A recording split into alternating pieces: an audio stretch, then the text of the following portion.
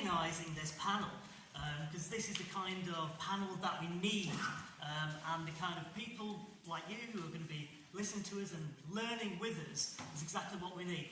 But also, Chloe, I dislike you. I've never met you before. Because you've made me go after Diane. And the problem with going after somebody like Diane is that they bloody say everything that you want to say. So, okay, let me make something up for you. Sorry? Bears repeating.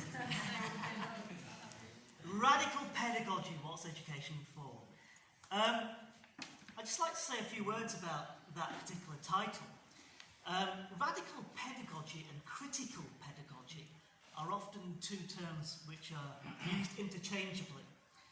My view is that, whilst they're not very well defined, my view is that radical pedagogy and critical pedagogy, particularly of the Freirean, some types of Freirean kinds of critical pedagogy, is that they're simply about critical consciousness.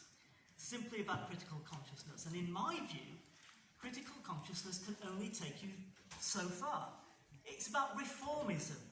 I think the best you can do practically with critical consciousness is social democracy. The kind that Tom Watson wants us to do.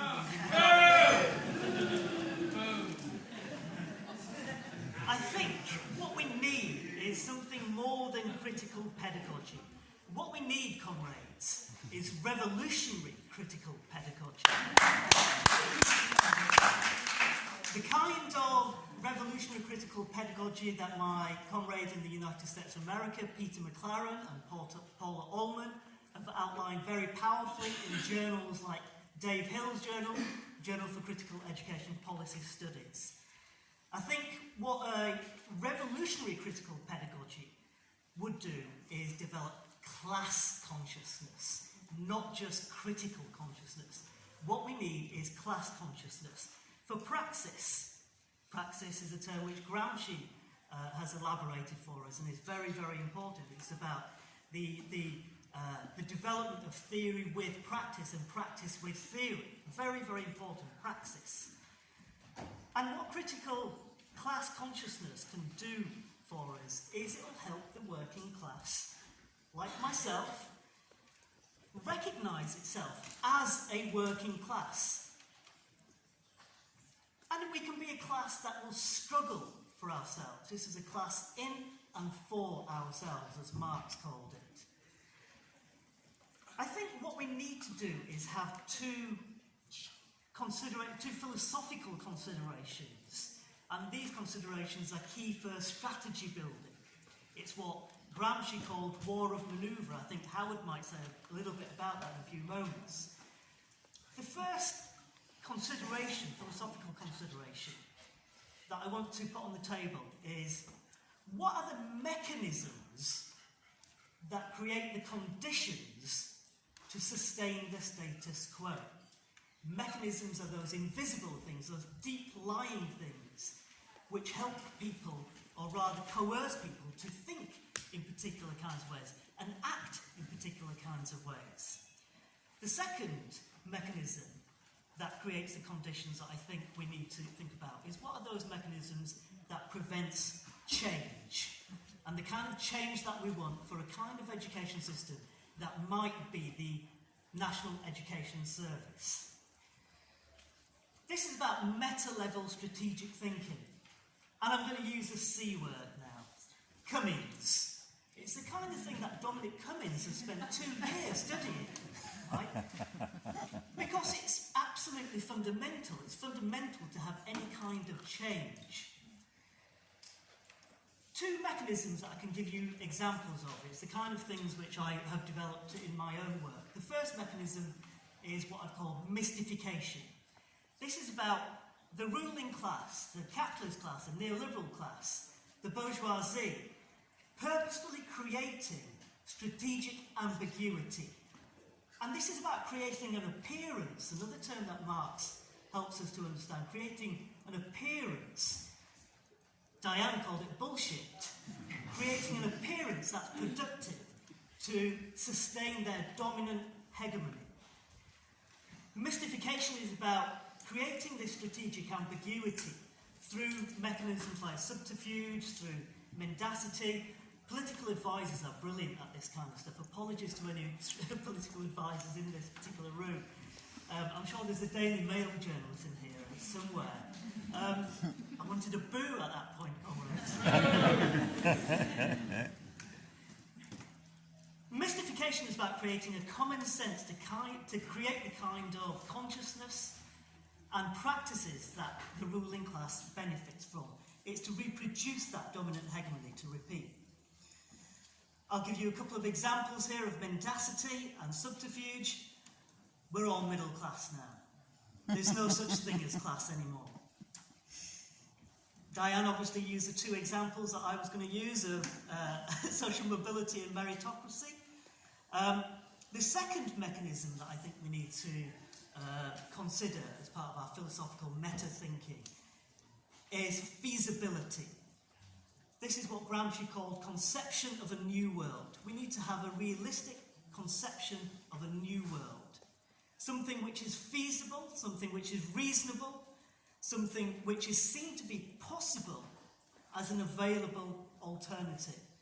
You might recall the phrase loony left, or lunatic kind of thinking of those communists that, particularly in the 1980s, those kind of things that were said. Well, I think we're starting to move towards the mainstream with some of our ideas, okay? And I think we need to play on this and we need to capitalise on it.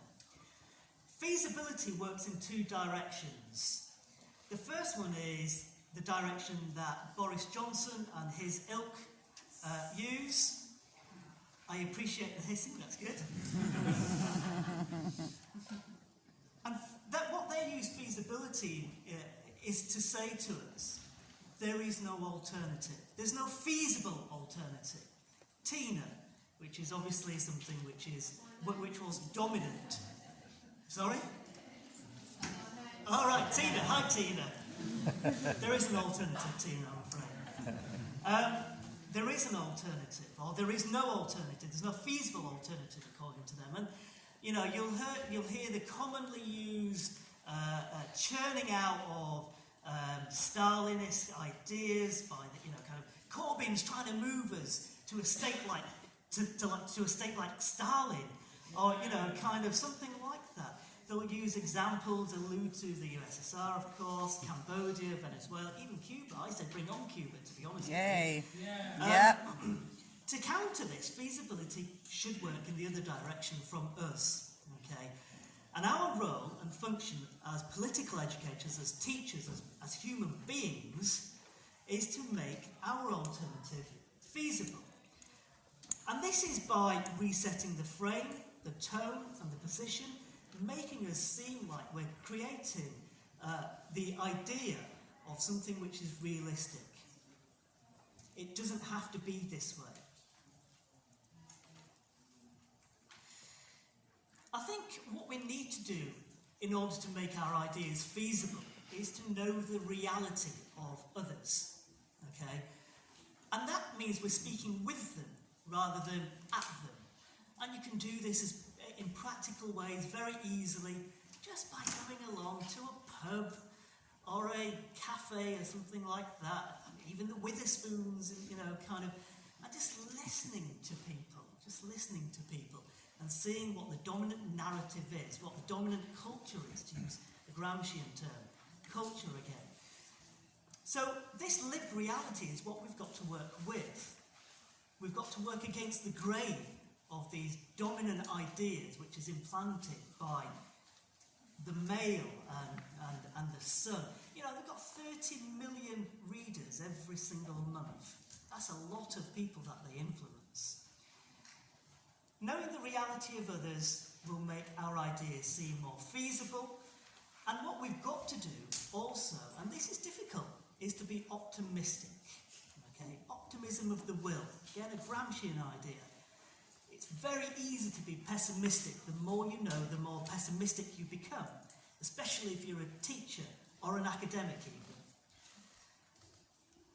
And being optimistic is part of movement building, because whilst we can do things as change agents ourselves, we can speak to people. I think we also need to speak to each other as well in forums like this, and we learn together. Okay, so we're educating others as well as educating ourselves. And fallibility is important.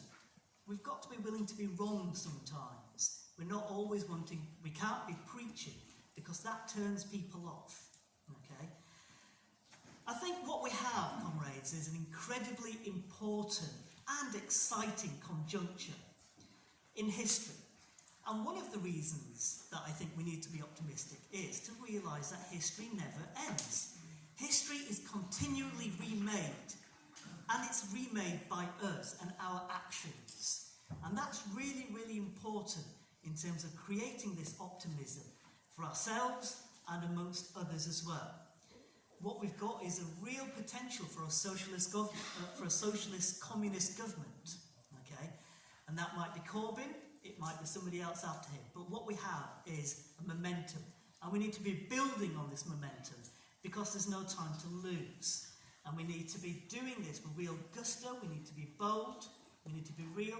We've lost too much, and there's a lot to gain. Comrades, the time is now for us to do something in terms of the struggle to build history in the way that we want to see it. Thank you very much.